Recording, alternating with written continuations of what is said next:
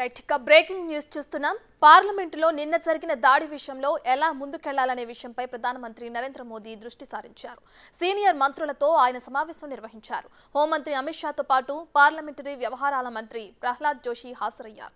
BJP అధ్యక్షుడు JP Nadda సహా అనురాగ్ ఠాకూర్ కూడా హాజరయ్యారు. ఇక పార్లమెంటు సమావేశాలు జరుగుతున్న సమయంలోనూ భద్రత కల్పించడంలో మోడీ ప్రభుత్వం విఫలమైందని విపక్షాలు విమర్శలు గుప్పిస్తున్నాయి.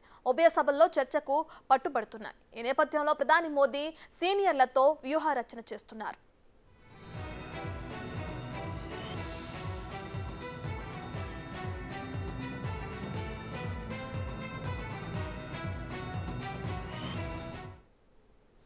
ఇక పార్లమెంటులో నిన్న జరిగిన దాడి విషయంలో ఇటు ప్రధానమంత్రి నరేంద్ర మోడీ అయితే సీరియస్ అయ్యారు. దానికి సంబంధించి అన్ని విధాలైన చర్యలు తీసుకోవాలని అటు హోంమంత్రి అమిత్ షాతో పాటు పార్లమెంటు వ్యవహారాల మంత్రి ప్రహ్లాద్ జోషితో కూడా ఆయన సమావేశం అయ్యి మాట్లాడడం జరుగుతుంది. దీనికి సంబంధించి మరింత సమాచారాన్ని మా ప్రతినిధి శివ అందిస్తారు.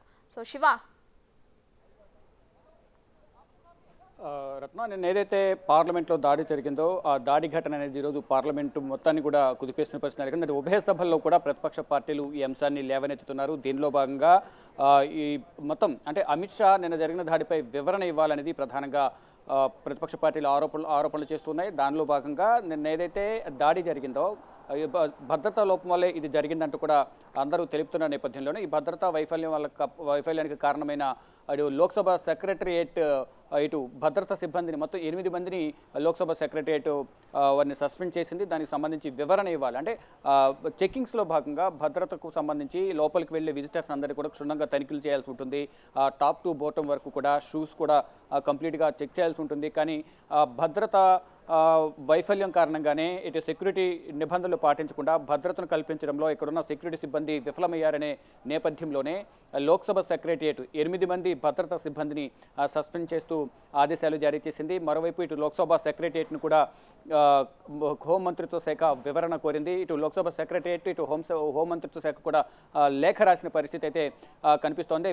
భద్రతపై సమగ్ర విచారణ జరపాలంటూ కూడా ఒక కమిటీని ఏర్పాటు చేశారు. సిఆర్పిఎఫ్ డీజీ అనీష్ దాహియా సింగ్ ఆధ్వర్యంలో ఒక కమిటీని కూడా ఏర్పాటు చేశారు. మళ్ళీ ఈరోజు ఉదయం ప్రధాని నరేంద్ర మోడీ అంటే 11 గంటలకు పార్లమెంటు సమావేశాలు ప్రారంభమైన తర్వాత సీనియర్ మంత్రులతో హోంమంత్రి అమిత్ షా, అలాగే అనురాగ్ ఠాకూర్, పార్లమెంటు వ్యవహారాల శాఖ మంత్రి ప్రహ్లాద్ జోషి, అలాగే జేపీ నడ్డాల ఆధ్వర్యంలో ఒక సమీక్షా సమావేశాన్ని ఏర్పాటు చేశారు.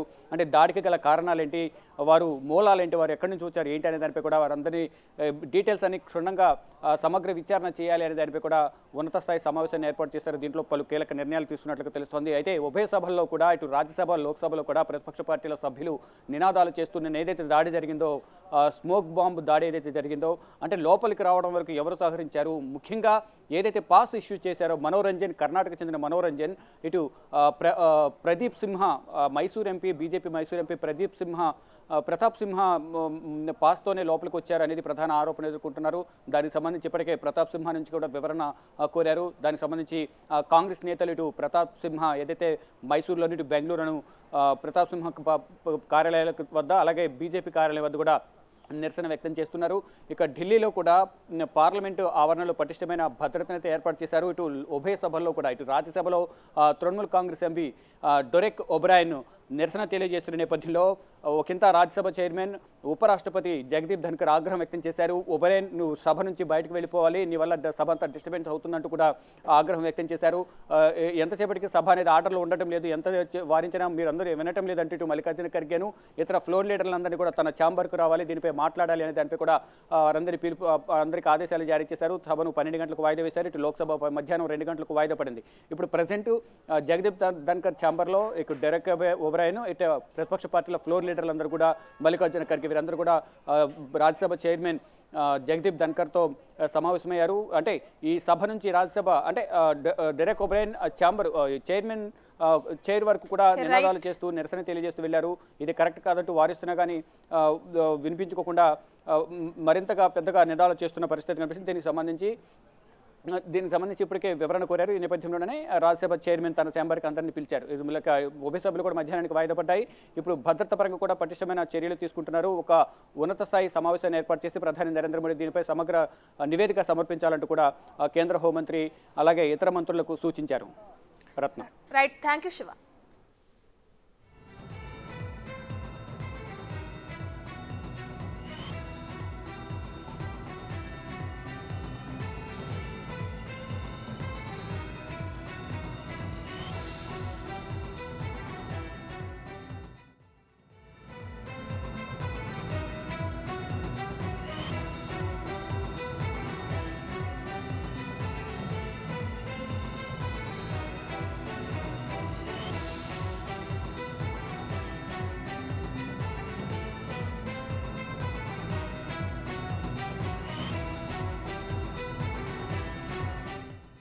రైట్, ఇక మరో బ్రేకింగ్ న్యూస్ చూస్తున్నాం. పార్లమెంటులో అనుసరించాల్సిన వ్యూహంపై మల్లికార్జున ఖర్గే అధ్యక్షతన ఇండియా కూటమి నేతల సమావేశం జరిగింది.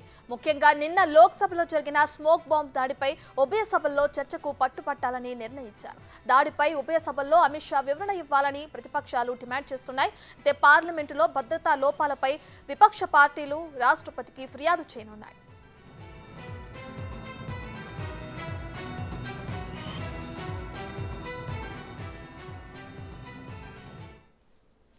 ఇదే అంశానికి సంబంధించి మరింత సమాచారాన్ని మా ప్రతినిధి శివ అందిస్తారు. సో శివ, చెప్పండి. మల్లికార్జున ఖర్గే అధ్యక్షతన ఇండియా కూటమి నేతల సమావేశం జరగనుంది. అయితే ముఖ్యంగా లోక్సభలో జరిగిన స్మోక్ బాంబ్ దాడిపై ఉభయ సభల్లో చర్చ జరగాలని పట్టుపట్టడం కూడా మనం చూస్తున్నాం. దీనికి సంబంధించిన అప్డేట్స్ ఏంటి శివ? రత్న, ఈరోజు ఉదయం 10 గంటలకు మల్లికార్జున ఖర్గే ఆధ్వర్యంలో రాజ్యసభలోని తన ఛాంబర్లో మల్లికార్జున ఖర్గే ఛాంబర్లో ప్రతిపక్ష పార్టీలు ముఖ్యంగా ఇండియా కూటమి నేతలందరూ కూడా సమావేశమయ్యారు. ఈరోజు పార్లమెంట్లో ఉభయ సభలు అనుసరించాల్సిన వ్యూహాలు ప్రధానంగా నిన్న ఏదైతే దాడి జరిగిందో, స్మోక్ బాంబ్ అటాక్ ఏదైతే జరిగిందో దానిపై ప్రధానంగా చర్చకు ఉభయ సభల్లో చర్చ చేపట్టాలని పట్టుబట్టాలని కూడా ఈ కూటమి సమావేశంలో నిర్ణయాలు తీసుకున్నారు. మరోవైపు ఉభయ సభలు ఇటు రాజ్యసభ లోక్సభలో కూడా కేంద్ర హోంమంత్రి అమిత్ షా దీనిపై వివరణ ఇవ్వాలి. భద్రతా వైఫల్యం వల్లే ఇది జరిగింది, దానికి సంబంధించి అమిత్ షా దీనికి సంబంధించి వివరణ ఇవ్వాలనేది ప్రధానంగా ప్రతిపక్ష పార్టీలు డిమాండ్ చేస్తున్నాయి. దానిలో భాగంగానే ఈరోజు ఏదైతే ఉదయం 10 గంటలకు ఇండియా కూటమి నేతల సమావేశం జరిగిందో ఈ సమావేశంలో ఈ కీలక నిర్ణయాలు అయితే తీసుకున్నట్లు తెలుస్తోంది. మరోవైపు ఈ భద్రతా వైఫల్యాలపైన, నిన్న జరిగిన దాడిపైన, కేంద్ర ప్రభుత్వం నిర్లక్ష్యం పైన రాష్ట్రపతి ద్రౌపది ముర్ముకు కూడా ఫిర్యాదు చేసేందుకు ప్రతిపక్ష పార్టీలు నిర్ణయించుకున్నాయి. ఈరోజు అంటే టైం ఇంకా డిసైడ్ కాలేదు. ఈ సభ ముగిసిన తర్వాత మధ్యాహ్నం ఈ లోపు 2 గంటల్లో, అంటే రాజ్యసభ మధ్యాహ్నం 12 గంటలకు, లోక్సభ మధ్యాహ్నం 2 గంటలకు వాయిదా పడిన నేపథ్యంలో లంచ్ తర్వాత కలుస్తామంటూ కూడా సమాచారం అయితే అందుతోంది.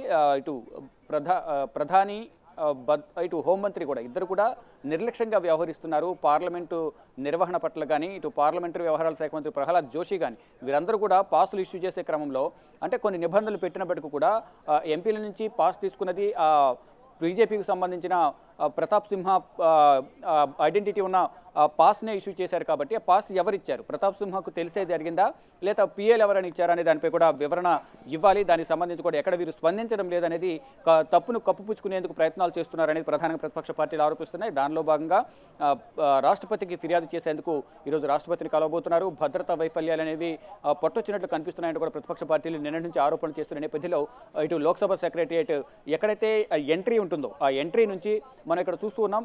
ఇక్కడ మెటల్ డిటెక్టర్ ఉంటుంది, ఇక్కడ నుంచి చెక్ చేస్తారు. అక్కడ చెక్ చేసిన తర్వాత మళ్ళీ ఆ బార్కేట్స్ నుంచి లోపలికి వెళ్ళిన తర్వాత అక్కడ మొత్తం క్షుణ్ణంగా టాప్ టు బాటమ్ చెక్ చేసిన తర్వాత మాత్రం లోపలికి పంపిస్తారు. అంటే వాళ్ళు చెక్ చేసి జస్ట్ మెటల్ డిటెక్టర్ లోపలికి వెళ్ళిన తర్వాత తూతూ మంత్రంగా చెకింగ్ చేసి లోపలికి పంపించారు. కింద వరకు ఆ షూస్ చెక్ చేయలేదు.